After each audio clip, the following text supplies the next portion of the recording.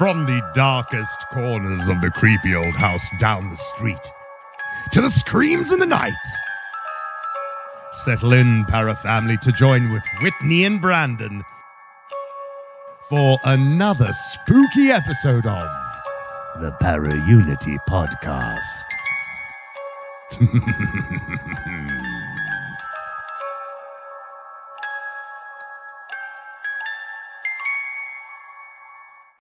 Hello, hello, hello. Hello, hello. Good evening and hello, Parafamily. Welcome to the new year. Happy New Year, everyone. And as you can see, Whitney and I have managed to figure out our schedules enough to actually be on at the same time again. Together again. Okay, sorry. I bet you did not miss that. Hey, Brandon, I'm glad to see you back again. You too. It has been a wild ride from oh my God, busted cars to sick people to burning furnaces to 27 inches of snow to... It is nice to see you again. It's great to see you too. As my son would say, that sounds like a skill issue. My son is now advanced into the smartassery of a 13-year-old. God help us all. Anyway, aside from all the craziness, how were your holidays? They were good. We were fairly busy. Christmas is not my big, fancy, happy holiday. It's not my jam. I don't think you're the only one who felt that way this past year. Some of the people I've talked to, they actually they prefer to keep it simple this past year. So that was good. Yeah. Yeah. So, 2024, right? Yeah, it's going to be crazy. But tonight is going to be fun. So This is one we can look forward to. So tonight we'll be meeting members of Bedford Paranormal. So like so many other paranormal groups we've had the privilege of meeting, the members of Bedford Paranormal are a family. So no matter how far apart they are, they always find a way to stay in touch with each other every day. It kind of sounds like us. It does. It does. And it sounds like, all the people that we've met so far with the groups, it's great.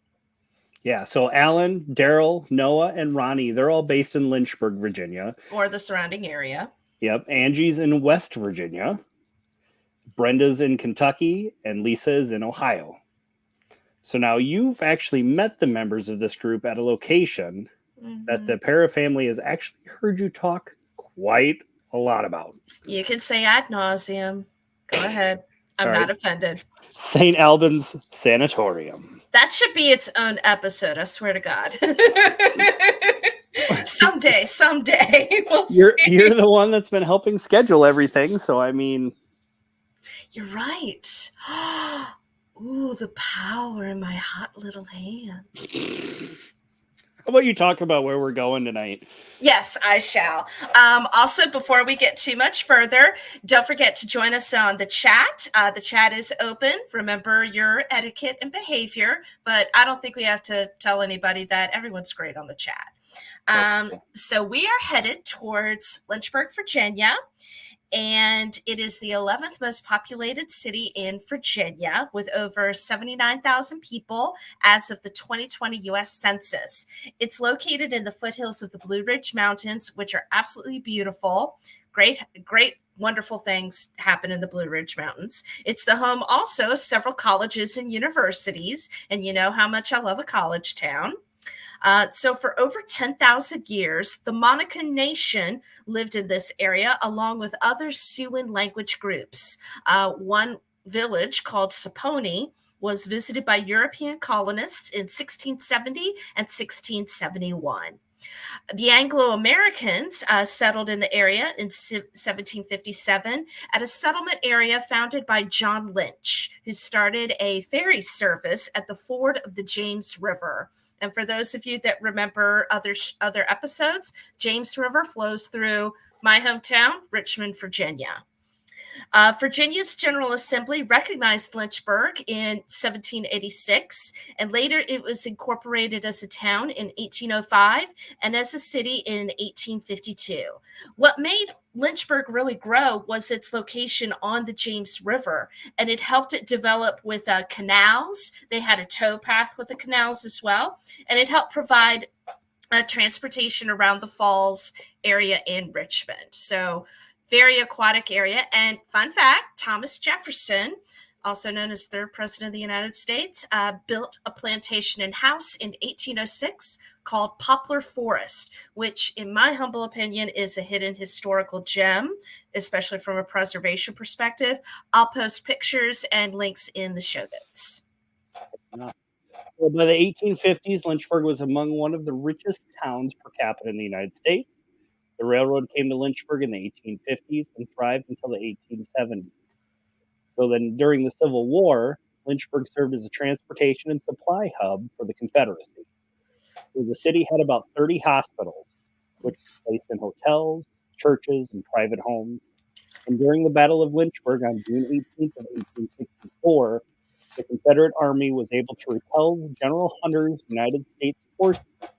And in April of 1865, Lynchburg served as the new capital for the Confederacy. Appomattox Courthouse is located about 20 miles east of Lynchburg. And that's a cool place to visit.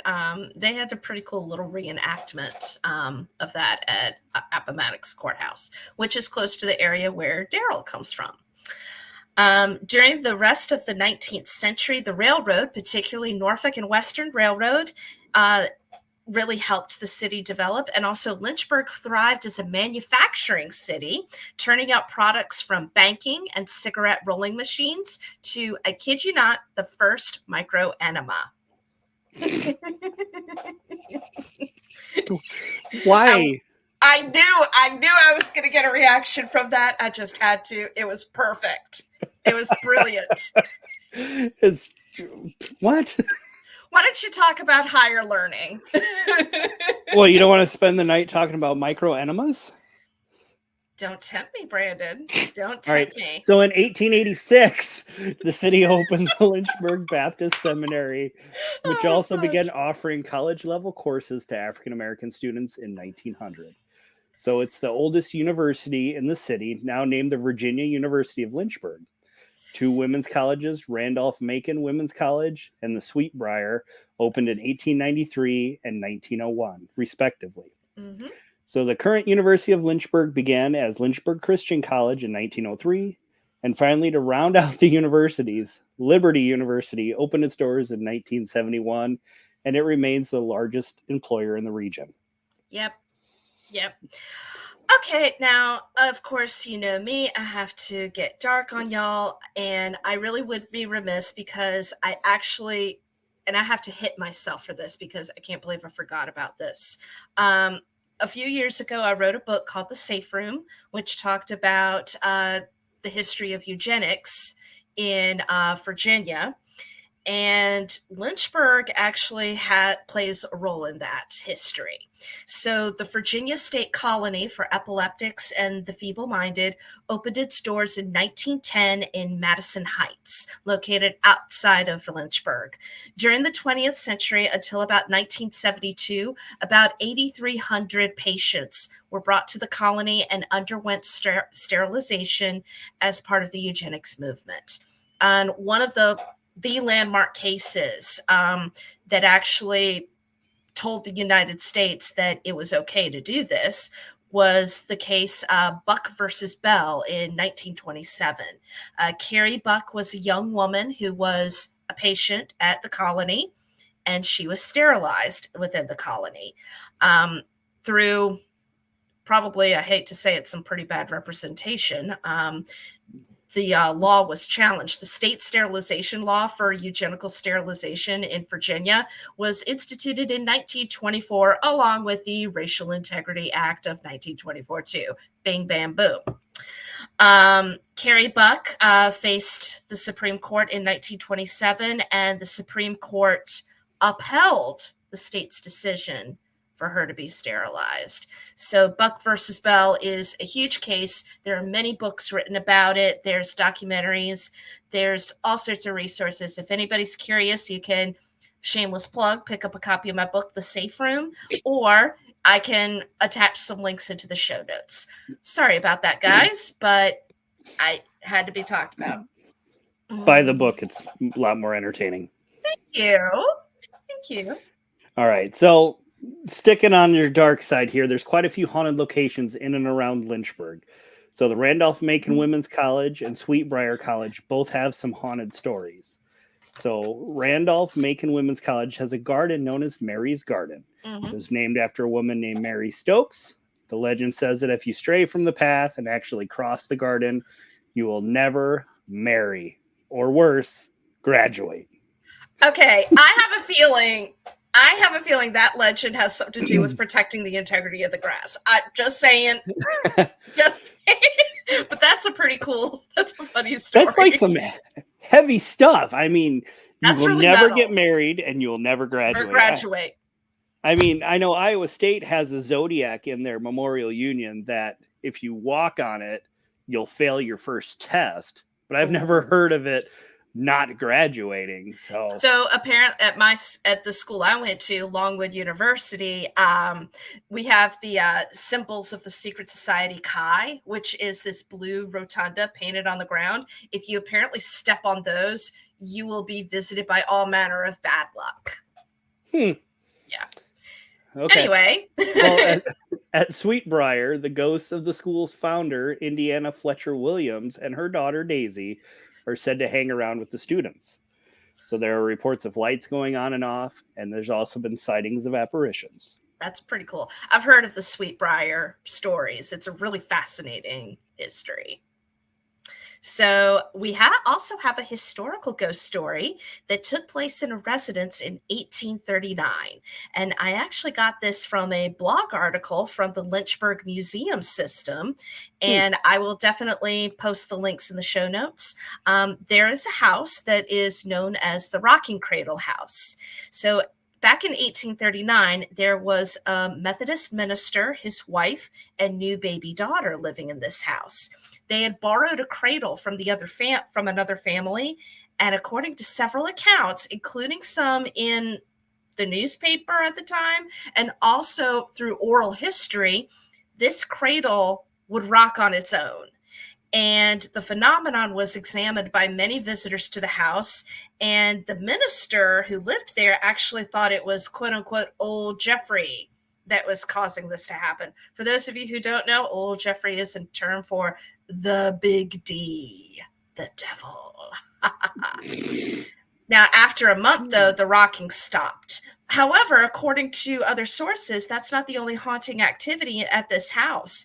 They've also experienced doors unlatching and opening on their own, which is said to be caused by a Confederate soldier. There are apparitions, I think, of an old woman, and even something that sounds like a body falling out of a window. Yes, this is an amazing, what an amazing resource that this, that I found through the Lynchburg Museum System. Again, I'll post it. And apparently the actual cradle from the story is on display, or it was on display in one of the museums. Huh. Yeah. I can't get past the body falling out the window. That's a really weird one. But maybe our good friends of Bedford Paranormal, who are Darrell and Ronnie, maybe they might have some more to share with us. So, Para family, let's welcome to the show Darrell, Paulette, and Ronnie Anderson. Welcome, guys. Nice to meet you. Nice to see you. Hey, yeah, Ronnie. Hey, Ronnie. Hey. And also Alan May, who is another member of Bedford Paranormal, is in the chat. Hey, Alan. And he also has some other stories he's posted. Now, before we really get too much into this, since we have you guys and Alan on, with your permission, we know that one of your members, Angie, has been suffering from cancer, and she's had to go through operations, and she's just been taking it on like a warrior. You guys are amazing in your support. And yes, and Ronnie is holding up his t-shirt right now, Team Angie. So at this moment, Brandon, can you help us in leading a prayer for Angie and her family? Oh, geez. Yeah. I mean, absolutely. So, dear Lord, let's get together and put our collective prayers together from friends and families and people that will soon get to know Angie, that we all pray for a safe and speedy recovery for her. It's a long battle, and I know that she will do her absolute best. Amen. Amen. Thank you, guys. And also, so much love to Brenda and Lisa, who have been right there by our side. Wow.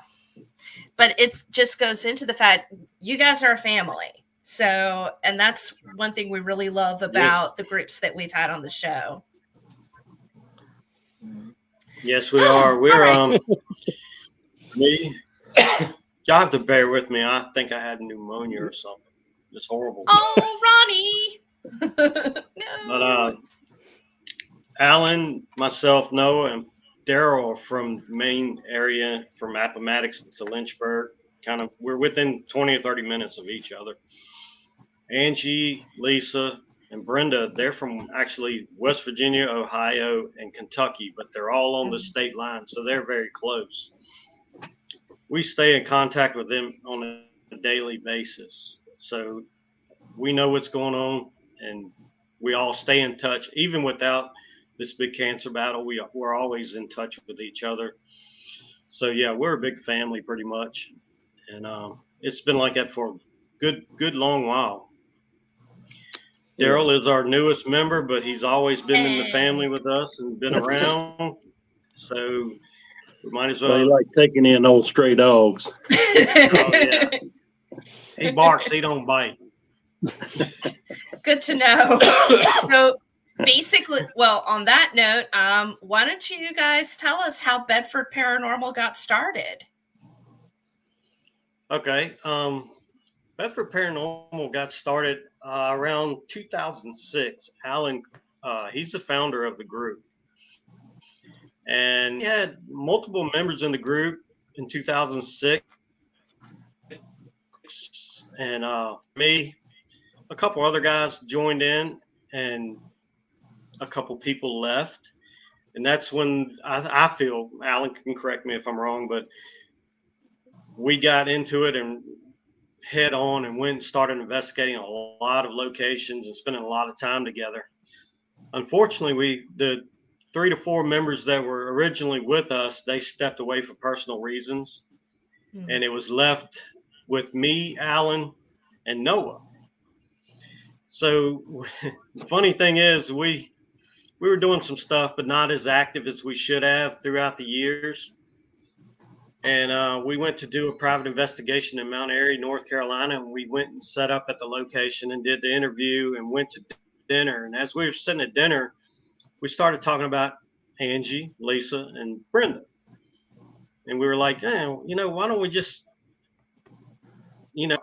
see if they want to come join us? Because from the time I've been in Bedford Paranormal, every event that we go to, it's always been Angie and Lisa, and Angie, Brenda, and Lisa. We were all doing it together at all times. They had their little group, and our group kind of downsized, which we had discussed not bringing anybody on, just going with what we had, because a lot of big teams, there's a lot of drama.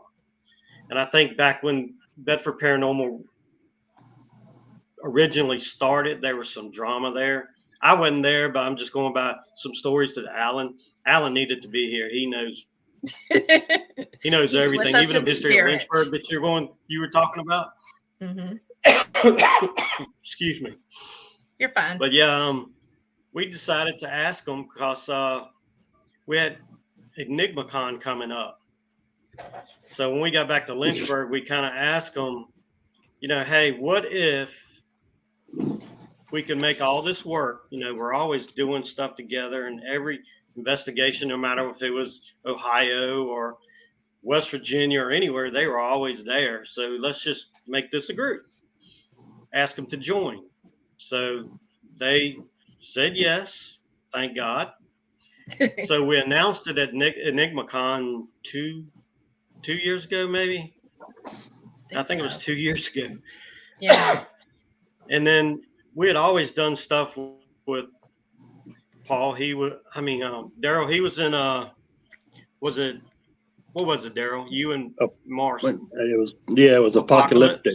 Yeah, paranormal. Yeah, and I don't know what happened there.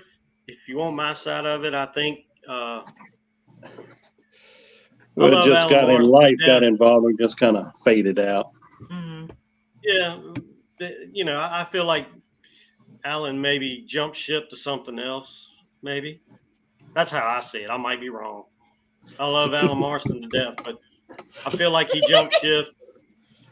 And Darrell has always been around with us too. I mean, even with like EnigmaCon, every time he came to, we did Clover Hill together, Oh yeah. and EnigmaCon, Darrell was there, and he was always a great help. Always into it. We always worked together good. Every time we were at St. Albans doing investigation or Clover Hill or wherever we were. So we were like, hey, let's just get Darrell in there and add him to the group if he's interested. He ain't really gave us an answer yet, but he's always in the group chat. He's always in our group chat. He's in. Everything he's worked. Yeah, but now here we are, and like you guys already know that EnigmaCon was the type of event that we did it for 6 or 7 years. Yeah. And once one EnigmaCon ended, we were back planning the one for the next year. It was a whole lot of work for Alan, most of all. And then the closer it got to the date, it was all of us just buttholes and elbows trying to make it work for all you guys. Yeah. So this past year we discussed it. It kind of got easier maybe the last year, but we said that we were going to stop doing it. And we felt bad because, all the proceeds and all the money went to St. Albans. Yes. Everything in that EnigmaCon that had to be paid for came out of Bedford Paranormal's pocket. Mm-hmm. We paid for it all. But all the proceeds was because we just loved that location. So we rolled the idea around about not doing it anymore. Sorry. You're okay. We came to the conclusion that this past year was the last time we were doing it, but we're not going to stop doing things for St. Albans. Right. The only reason we haven't made any plans to do what our next adventure is at St. Albans is because of Angie. We're trying to get her through this battle and get her back on her feet, and then we're going to go back to doing what we do. Like we had Ashmore Estates planned a couple weeks after EnigmaCon, and we had to cancel it because Angie found out. I think it was, I believe it was the week after. Oh yeah. EnigmaCon. So as far as Bedford Paranormal goes, we're one big happy family. Yeah, it's family. We're not going to. Exactly. I mean, we're going to Hanover Tavern next week, but we're just going for the conference. Yeah, I'll be here. I'll be there. Yay! I seen it's me and Alan and Noah going to be there. Yeah, Darrell, that's what Darrell was saying. Or not? I think Alan asked you to go. Yeah. I just had things planned that where I couldn't break, but if it hadn't been for that, I'll definitely give you guys a big hug when I see you. I know. I will hug you. I hope I can Go get ahead, over Brandon. this crud. No kidding. So, what would you say is your guys' favorite place that you've investigated so far? Darrell, you go first. Go, Darrell. Well, I mean, we love St. Albans, but Amen. I guess one of my tops is Old South Pittsburgh. Oh yes. Of course, Alan and I went. My cousin Alan, when we were apocalyptic, we went down there, and it was just it did not disappoint. Anything and everything that could happen, it happened with us. So that sticks right up there with me, Old South. And of course, like I say, St. Albans is always going to be our heart, right? Part of our heart. So it's been some fantastic stuff that happens there too. And I've got Clover Hill Village down here in Appomattox that I've been investigating and working with, trying to in the process of trying to make it where it can be investigated. It's only a handful of us that's even investigated that place. And Ronnie and Alan is, one of them, But other than that, it's just been, I guess, Bedford and Apocalyptic. It's only two groups that's ever been in Clover Hill. So trying to get it out there where, everybody else can enjoy it too. Can you tell us a little bit about what Clover Hill is? Clover Hill, it's, well, I guess back in 1991, the Appomattox Historical Association bought a piece of property, and they went and wanted to save some dwellings, buildings and homes that was in the surrounding counties that had historical value, and they wanted to bring them all, and they relocated them in this one spot. So yeah, they've got I guess it's probably about six or so dwellings, everything from a church to log cabin homes, Cool. Blacksmith shop, one-room schoolhouse, and a couple others. But church, we really have great response in the church and the schoolroom, one-room schoolhouse. And of course, it's a log cabin that it's back in the 1800s also that we've had pretty good results in too. Matter of fact, Miranda Young just had her sixth, during her season 6, one of her shows down at Clover Hill, and we had oh yeah, and it worked out real well for her. Thank goodness, because when you have a guest come in, you want it to perform. You and pray. a lot of times it doesn't. Things don't happen when you want it to, but it worked out for Miranda. Well, everybody, I can definitely say that everybody here in this on the show right now, we're all fans of Miranda and Ghost Biker and everything she does. Yeah. What about you, Ronnie? What's some of your favorite besides St. Albans? Okay, besides St. Albans. Yes. I will say go back to this. We're going to give for St. Bedford Albans its own Paranormal. episode.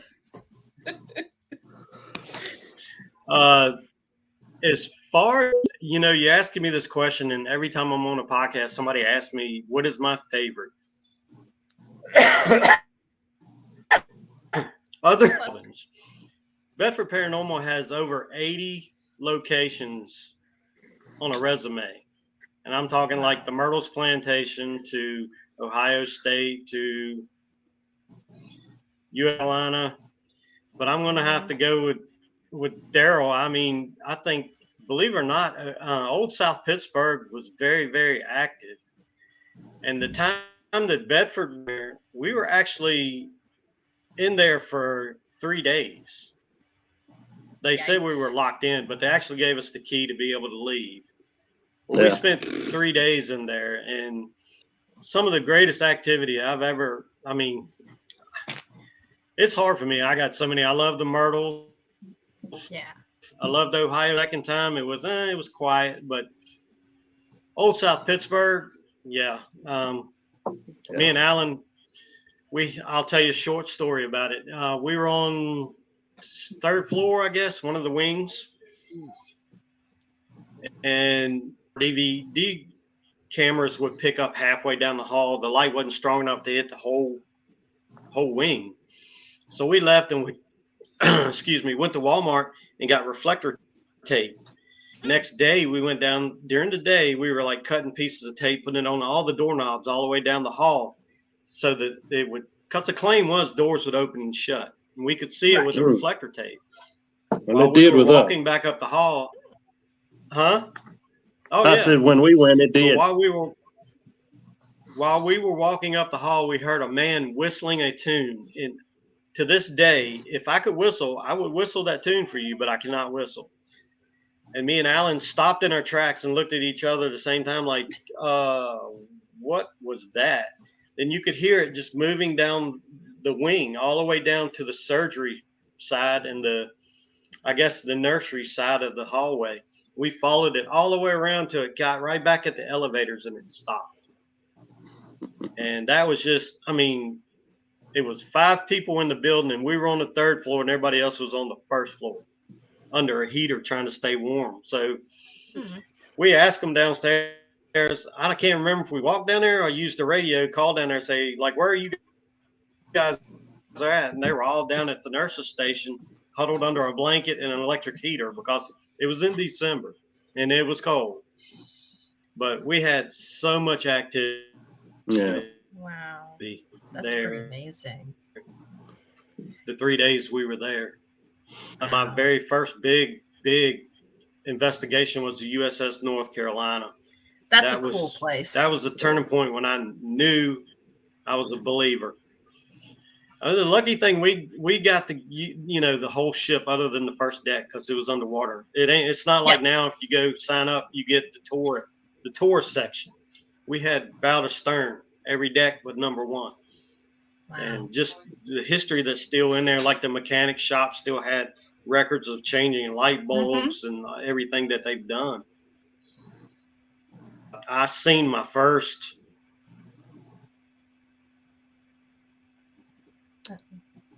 apparition. Yeah. Wow. I'm very first apparition. Go with old. Ronnie freezing up. Yeah, he is. I mean, to be fair, we have been getting the weather that you guys got in Iowa, we're not getting hit with it. Yeah, it's not very fun, is it? No, it's not, but at least we're not getting 27 inches of snow. Sorry. All right. Amen to that. Yeah. Darrell, while Ronnie unfreezes there a little bit, what would you say is your favorite piece of equipment to use there, buddy? Favorite piece of equipment? Well, I'm probably just like and Ronnie will probably vouch. I'm old school. I rely on me for one thing. My senses. About the biggest piece of equipment, I will take a voice recorder. But other than that, it's just. I rely on me myself. I can, for some reason, I try to get in touch with my surroundings and everything. And so I guess that's probably about the biggest thing, other than the voice recorder, to back up what I might be feeling or seeing. It's nice to have cameras now, don't get me wrong. But some of this other stuff, it's nice, the bells and whistles and stuff like that. But, it's a whole lot of wonder, if it's, just not something else going on. It's hard to beat just the old basic stuff. Yeah, very true. Ronnie, can you hear us still? It's hard to beat. Yeah, I can hear you. Okay, cool. What's your favorite piece of equipment to use? So my favorite piece. Oh, we echo. Cool. Well,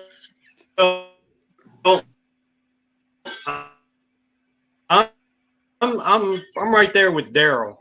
I know I keep freezing up, don't I? Yeah, okay. It's totally okay. Believe me, you're fine. Equipment. I don't know why I'm having this. I did the last podcast I was on. I kept freezing up too, but I don't know why. But yeah, we got a truckload of equipment that we have came to leave in the truck everywhere we go. And Yes. other than just my voice recorder and maybe a flashlight, if depends on where I'm at. That's probably my favorite piece of equipment. Just get a new. I believe it's called a Sonics camera. It's military grade, and we took it to the Crescent, and we took it out at night, and it was like a military grade camera. So if you went outside, it was like daylight. If you went in a pitch black dark building, the IR was just like TV grade ghost stuff. Cool. Excuse me. But yeah, my favorite piece of equipment now is me and my recorder. That does sound like a cool camera, though. A little too much. Yeah. So to catch up on the chat, Alan has been saying, Psionics Pro version is the kind of camera that you guys were talking about. He also says it's hard to beat a quality recorder, and he is so right. He also named a couple of other interesting places that are good haunted locations. Sailor's Creek is nearby. And he also said that, and I stand corrected, Randolph-Macon used to be called Randolph-Macon Women's College, but now it's just simply called Randolph College. Yeah. Not to be confused with the Randolph-Macon College in Ashland, Virginia. Don't ask, Brandon. I can tell you got a question in your mind, and I said, don't ask. You know, I've long since learned it's to not. Oh. Lost. Bedford Paranormal actually investigated Sweetbriar College. Yeah, tell us a little bit about. That's a really cool place to be. Tell us a little bit about a couple of your experiences there. That's an Alan question. Oh, That's an Alan question because I was not with him on that investigation. Oh, darn I you, should have brought Alan. it up because the boss man's not here. That's okay. Yeah, I am sure he will regale it. And for those of you that do not have, since Alan the boss man is not here, I will be seeing him later this week. So I will ask him and I will give an addendum. we'll just clip it in. Yeah, we'll clip it in. Hey!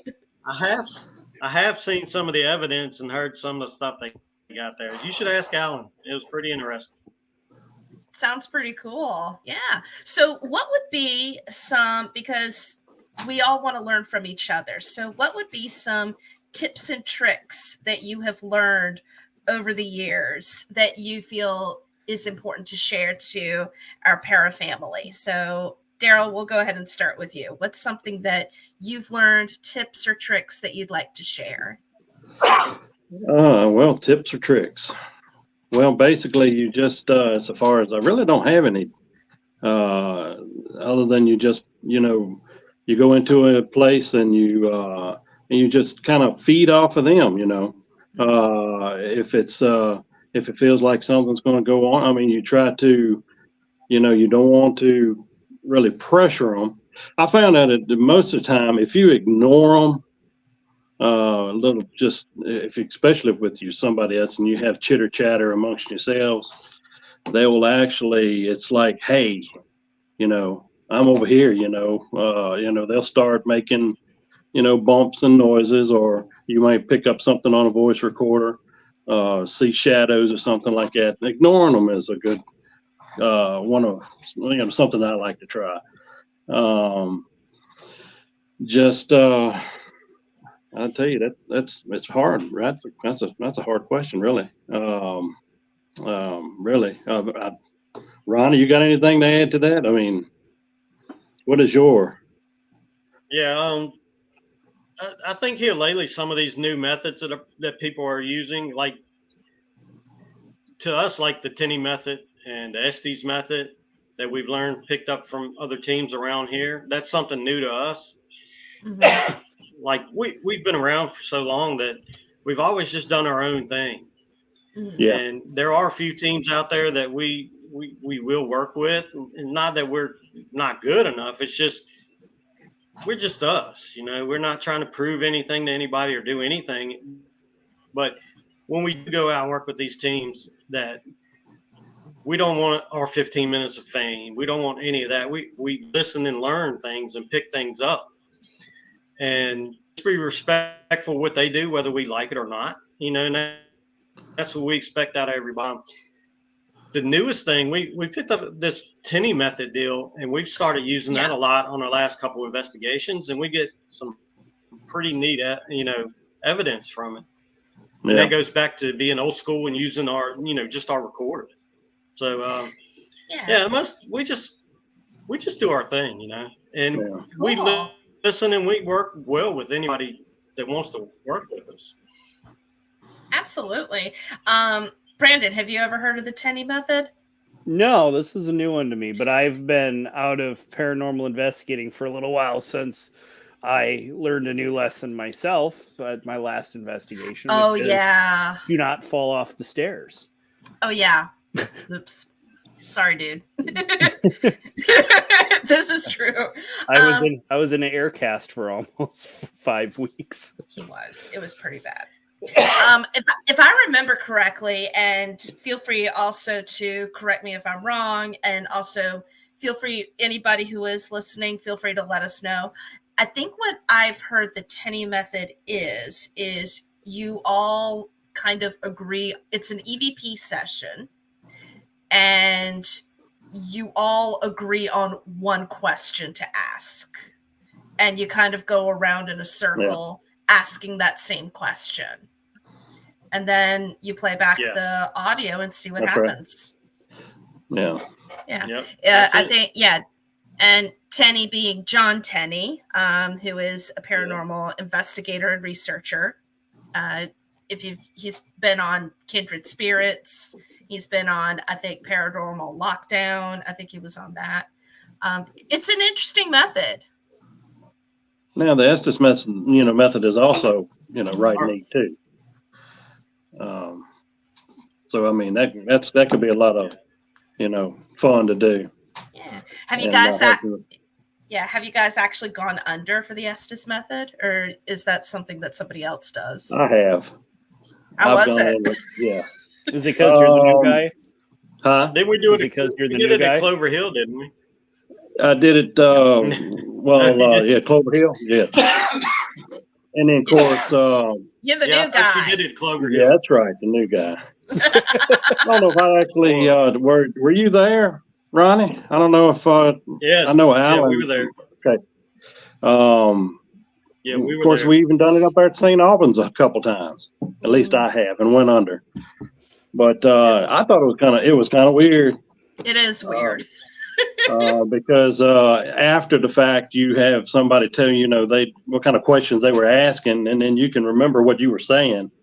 You could tell it's kind of freaky that you were actually answering some of these questions and not knowing it. So having something talk through you, it's kind of, which I didn't have. One time I got to the point where it was actually starting to bother me. Clover Hill was a good session.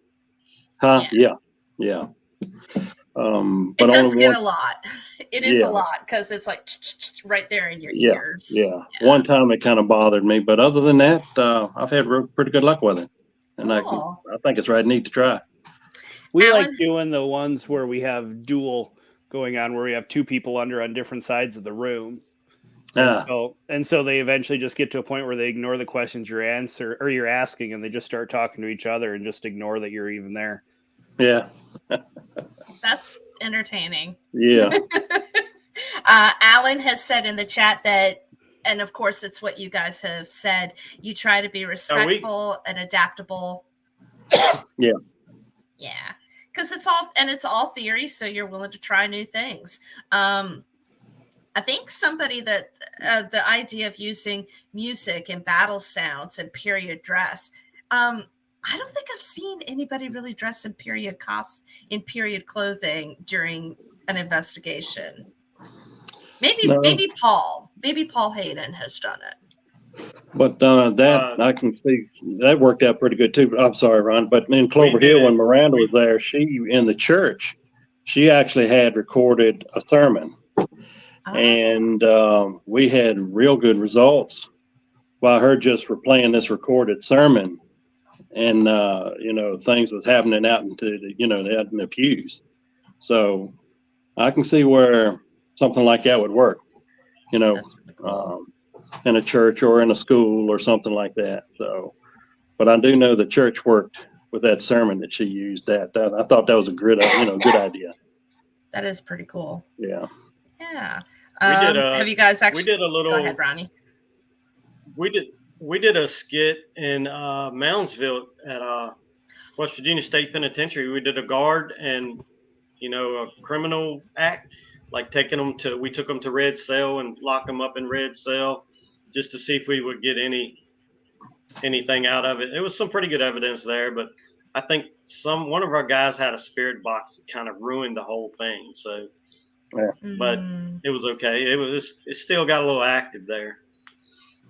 But I've actually played, me and another member that has stepped away. We actually I'm a musician, and we had a couple other members that are musicians that took our equipment, which was acoustic guitars, and went down in the Sugar Shack and played music for a little while. And we've done that. We've played hymns in churches, especially the Crescent. We played a few hymns in the church, in the chapel at the Crescent, and the whole place was quiet for 30 minutes. And when you start playing the hymns and the gospel music, every piece of equipment all the way around the church and the chapel just started lighting up and going off. So we use a bunch of different kind of triggers too. Yeah, that's pretty awesome. Okay, we all want to go back to St. Albans. Let's go back to St. Albans. Now, I actually did not know you were a musician, Ronnie. Do you also play music at St. Albans too?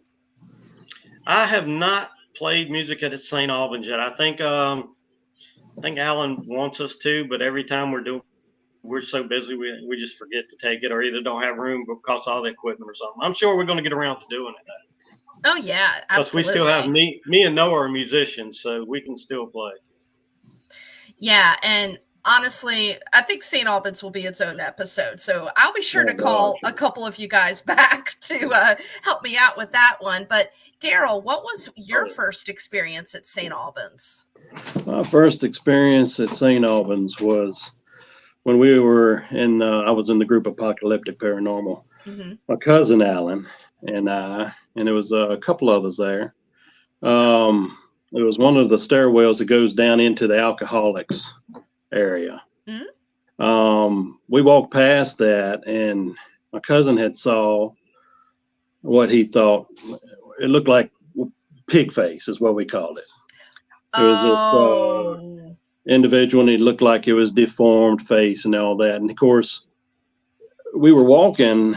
I was following him, and it was somebody else following me, and we were walking in like ducks, and we missed it.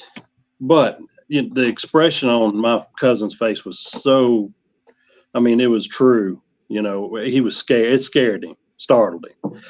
So we started investigating that area pretty hard. So we were down in the alcoholics area, and one of the guys that was with me, he got tired, so he was going to go back up the stairwell. Well, as soon as he turned and started going up the stairwell, whatever it was spooked him, and he ended up falling and just kind of rolling down the stairs. Oh, wow. Trying to get away from him. Well, I thought it was funny. At that time, it was comical the way he was trying to get away. Well, laughing is it catches you. That's you don't laugh at things. Mm-hmm. So when we got ready to leave, I was tail end of the little duck row. We were all walking up, all in a nice little row, and something pushed me in my back. And I can still remember to this day, right in the lower part of my back, I felt a hand, and it was just kind of pushing me up a step. And like I said, that was my first experience. And that was, after that, at first I was kind of skeptical, but after that, I was true from then on. The paranormal was, something that was actual. And so that was my first experience of it actually happened at St. Albans.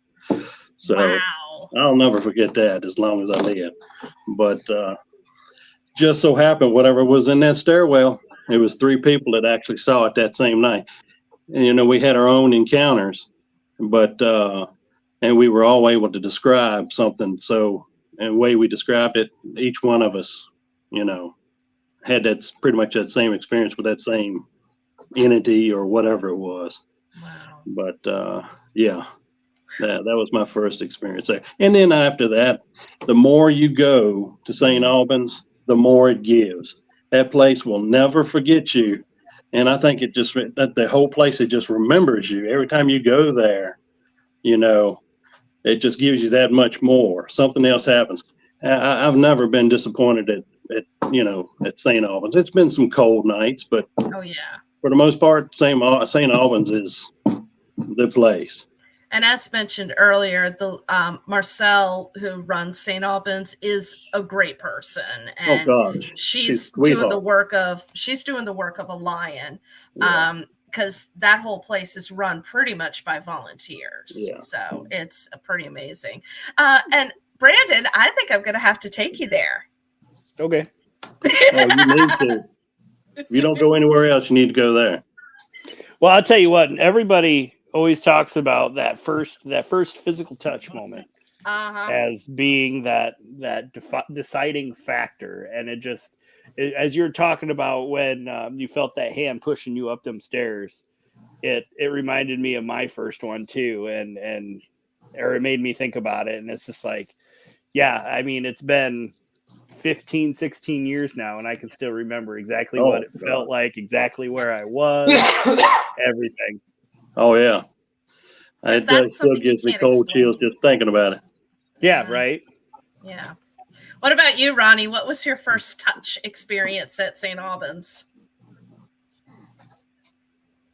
Oh, First touch.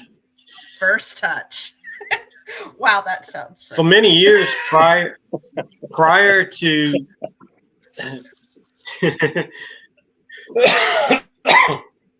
COVID, you know, all your hot spots at the TV shows showed you like the boiler room, bowling alley, suicide bathroom. Yeah. all that was great. And I've seen, you know, shadows and everything, but the first weird experience came shortly after COVID. And we were going in there, actually, probably before the building opened back up. Marcel let us come in and do an investigation. But I was sitting in the King's Center hallway, right where the nurses station elevators are. Me had seen a shadow from back near the grand staircase, I guess. And we were looking, and a shadow went across the ceiling. So we went down there to investigate it, to see where the shadow was, if it came through a window or what have you, but there was nothing there. So everybody came down, and Brenda and Alan, me and Noah were in that little section, and we started doing an EVP session. Well, I sat in the floor looking back up the hallway towards the sorry. Bless your heart. Water. You're okay. You're good. I love air life. I'm just glad I don't got to edit it out. Looking towards the grand staircase. I told you I was sick. Yeah. Anyways.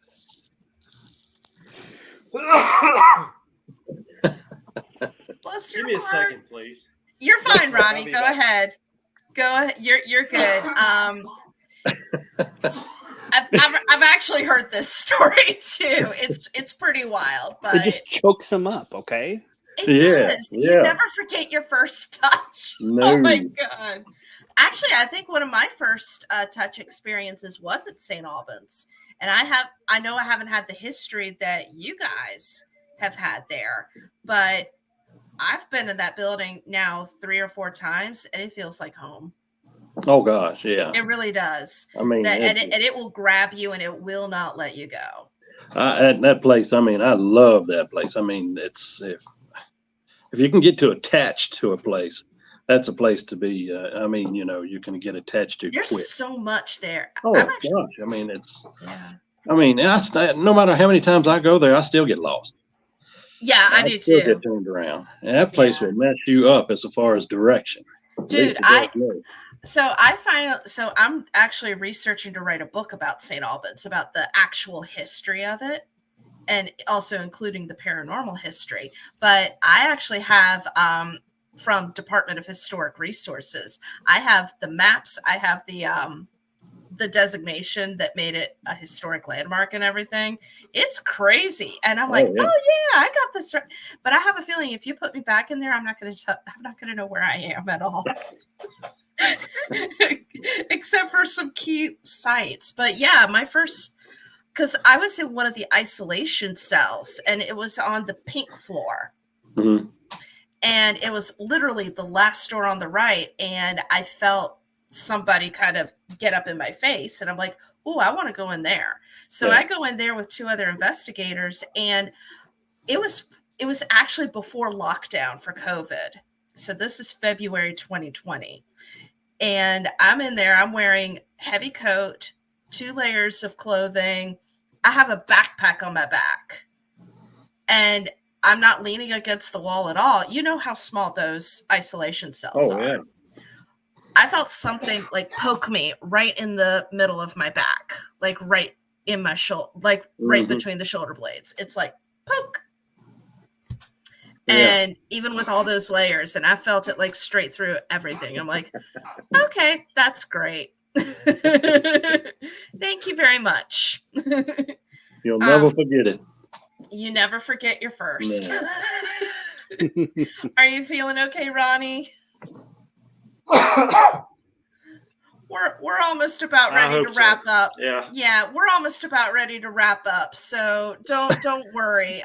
We'll try and spare your vocal cords. Yeah, we'll get you guys. I'll get you guys back on we'll do a full episode about St. Albans. We'll get you guys on. Hopefully I'll try and get Marcel and whoever else has had these amazing experiences at St. Albans, because it's Brandon, I'm selling it to you. You gotta come. Yeah, I don't say no. It's fine. The only place I don't want to go is whatever that big one is in Ohio that everybody's always talking about. You mean Waverly Hills? That's in Kentucky. Or not in Ohio.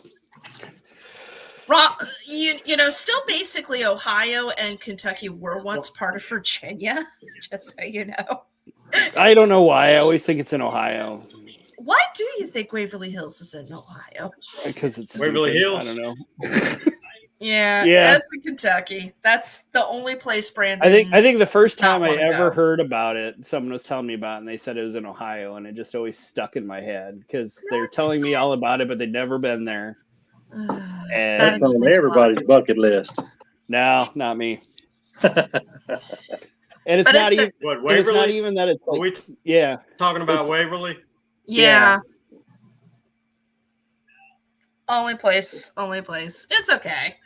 Yeah, it's not that I'm scared or nervous about going. It's just it's so like overdone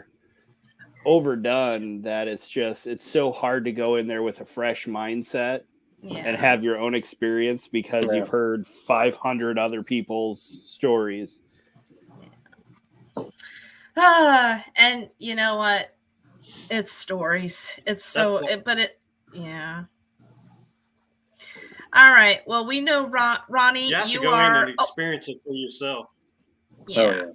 I think that's something that's important to learn about pretty much every paranormal site or location. If you really want to know, go see it yourself. Alan does recommend the Stanley. So if I didn't have altitude sickness, I definitely would be spending some time in Colorado. Sorry. I actually suffer from altitude sickness. Darn it. But it's okay. In any case, tell us where people can find you online and on the socials and all that stuff. We have a Facebook page, Bedford Paranormal Group. Find us there. You can find all of us are linked up. I don't know, Darrell, you linked up to the page yet? Yeah. We're all supposed to be linked up to the page. So if you want to contact one of us, you can just go to the Bedford Paranormal page and one of us is always on it or whatever. We have a website, but it's kind of under construction right now. We're trying to update everything, and that's Alan. You have to correct me, but I think it's Bedford Paranormal something.com. We hadn't been in it. I hadn't been in it in a while. There for a while. I know it's under construction, but Alan's been working on it pretty hard. Right. So yeah, and then like I say, we're not big and flashy. We don't want our 15 minutes of fame. We just do what we do and enjoy what we're doing. And we're a big family. Yes, you absolutely are. We love you guys, and much love to Angie and her family, and to Brenda and Noah and Alan and Lisa, because I miss you guys. It's been a while, so it will be great to see a few of you at Hanover Tavern Paracon coming up this Saturday. Lots of people will be there, so it'll be fun. There'll be food, there'll be fellowship, there'll be shenanigans. Oh Lord. Yep. It's going to be a long weekend, but in any case, so we'll make sure we'll put all of your links in their show notes, and we are so happy that you guys got to join us. So thank you so much. Well, thank you for having us, and I apologize for my coughing spurt. You are a warrior, I swear. I'm sitting there sweating like a pig and hoping nobody can see this. I don't know if I got a fever anything. Or what, no, we don't see that part. We see I'll do better. If you have us again, I'll do better, I promise. You are wonderful. We take everybody, warts and all. All right, Brandon, want to take us out? Well, absolutely. So thanks again to Ronnie and Darrell for being our guests tonight, and thanks to everybody for tuning in. Yep. Thank you all. Yeah, thank you. If you want to, now we get to shamelessly plug our show. If you want to go on Apple, if you are listening to us via Apple Podcasts, go on Apple Podcasts and rate us 5 stars or leave us a review. We do read them, and we appreciate the reviews because they give us valuable feedback on how to make our show better. That's right. And if you listen to us on Android, you can follow us on Spotify, Pandora, iHeartRadio, or Google Podcasts so you never miss an episode. Remember, if you like the show, tell a friend. If you want to be a guest on the show, or if you want more Para-Unity, please join us on our Facebook or Instagram pages. Another fun way that I almost forgot, and Whitney would have killed me afterwards, is I was holding my tongue. We are Alexa enabled. So you can simply just say, Alexa, play the Para-Unity podcast, and she will. So will Bixby. Siri, we don't talk to her. So, but if you no, she's a jerk. I don't talk to her. She goes to me. To her either. Ooh, so if you want to help support the show, stop by our website and buy a coffee. Yes. So my name is Brandon. And I'm Whitney, and you're the best place to bring your paranormal families a little closer together. The Para-Unity podcast in 2024 is going to be awesome. So stay tuned. Speaking of, before we close this bad boy down, July 27th of 2024, it has been asked many, many times on, especially Mr. Lopaka kept asking me why we never did a paranormal conference for our guests that we have on the show. Well, we are having a paranormal conference that may not be us hosting, but there is a very large plethora of our guests that are going to be there, including many of the amazing women and men that we've had on the show. Mm-hmm. There's also some very large, big name celebrities that have already said that they wanted to come. And it is at a location in Iowa that is much like, was it Clover Hill you were talking about, where there's only been 2, maybe 3 teams that have ever been inside. It is a Civil War college that shut down during the Civil War because most of the teachers and all the students were in the Civil War, and thus coming back, and the lacking of PTSD knowledge that we had then ensued, and you can imagine where I'm going with that, as well as many other gruesome, horrific stories that are held inside those walls, along with some amazing history.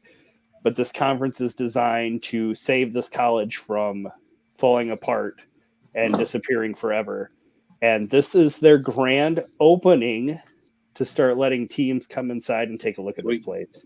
That is exciting. It's got 6 buildings that are filled top to bottom with artifacts and different things from all sorts of different eras. There's dinosaur bones. So that is so cool. It's got everything. So you guys, it's Lennox College. We'll make sure to be putting up some posts on our Facebook page.